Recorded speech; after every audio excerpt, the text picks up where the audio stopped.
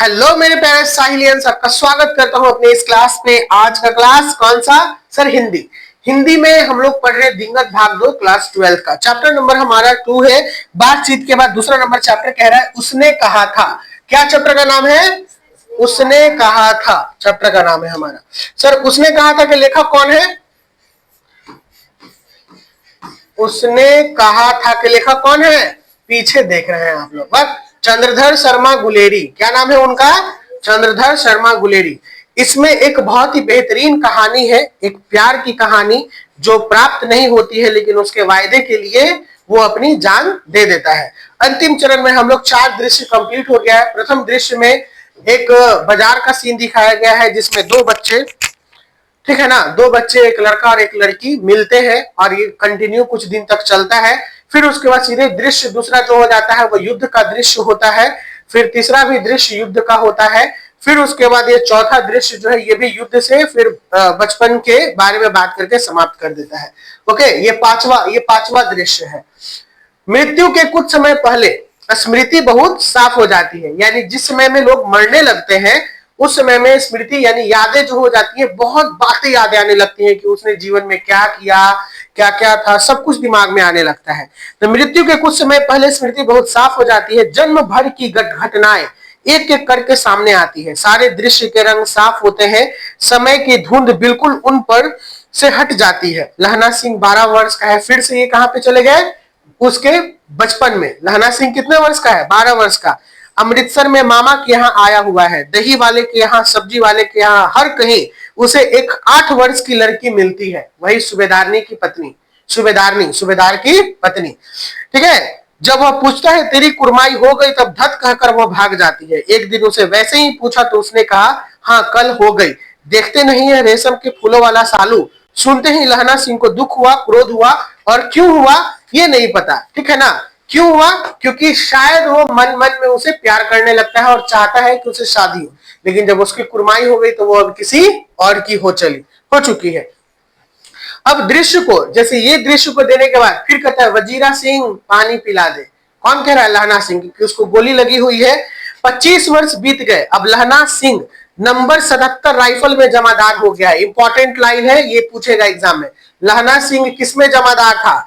तो 77 राइफल्स में जमादार हो गया था। ठीक है। बटालियन का नाम होता है, बटालियन का, जिस बटालियन में होता है तो उसका एक नंबर दिया जाता है या फिर कोई नाम दिया जाता है।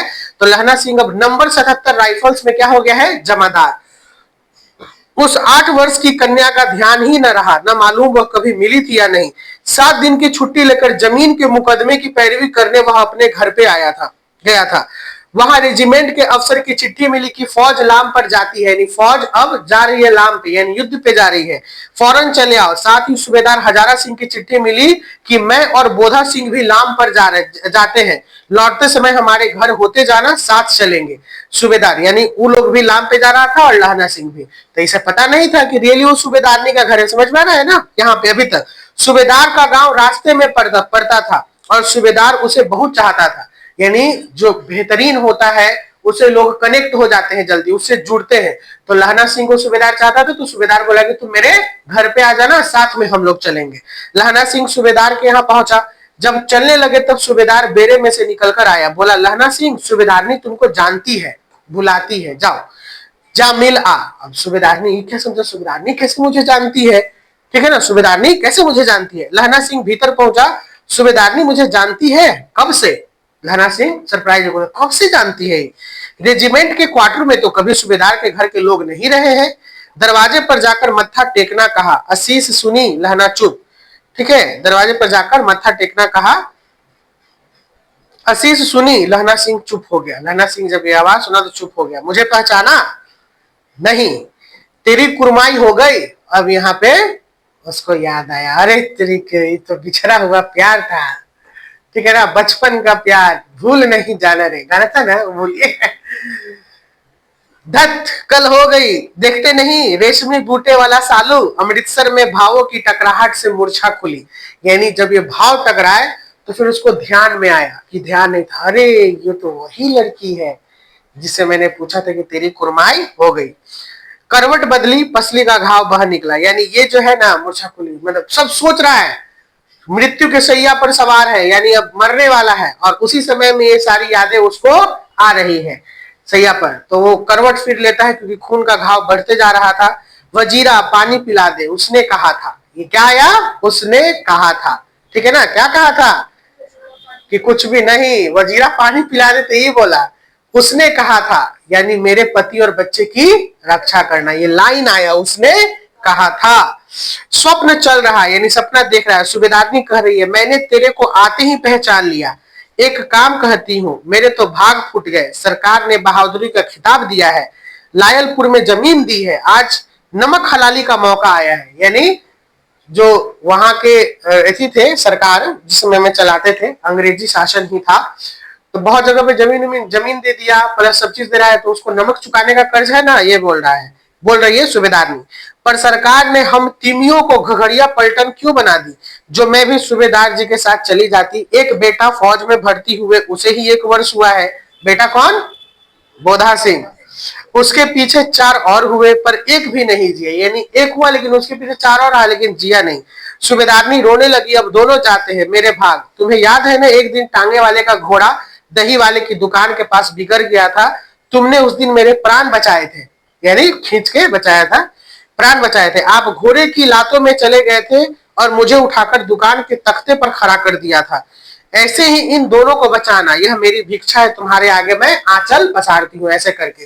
यानी क्या सीन होगा वो नहीं, यानी वो जाना, लेकिन फिर भी वो कही कि तुम्हें, जैसे उसको ये विश्वास था कि तुम्हें ये काबिलियत है कि तुम बचा लोगे, जैसे तुमने मुझे बचाया है, जैसे तुमने मुझे घोड़े की टांग के बीचों बीच से खींच के मुझे खड़ा कर दिया था, उस प्रकार से तुमने मुझे बचाया।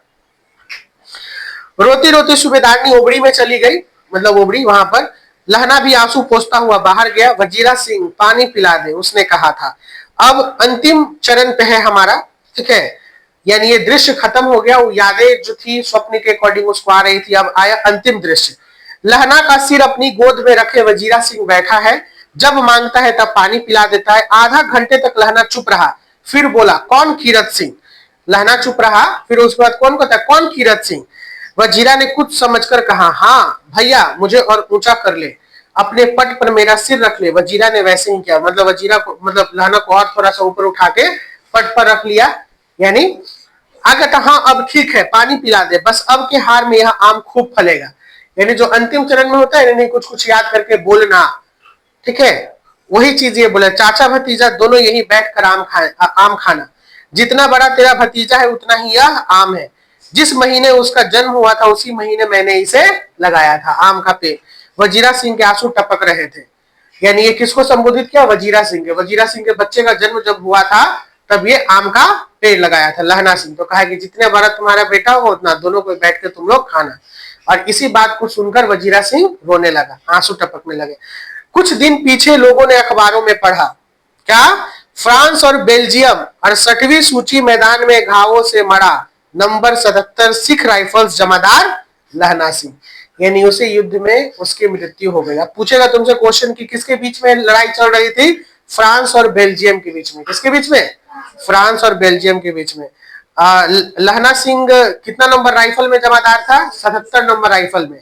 वजीरा सिंह, ठीक है ना, सूबेदार, हजारा सिंह, बोधा सिंह, सूबेदारनी, ये सब है। उस पर उसके बाद है एक लप्टन साहब।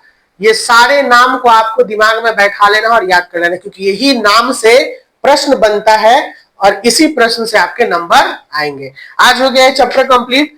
इस चैप्टर के सारे क्वेश्चन आंसर और जो भी चीजें वो बना के आप लोग लाइएगा। अगर कोई दिक्कत होगा तो मैं हूं, आप लोग को समझाऊंगा। चलिए स्टूडेंट, मिलते हैं क्लास में। Bye bye, take care, see you in the next class.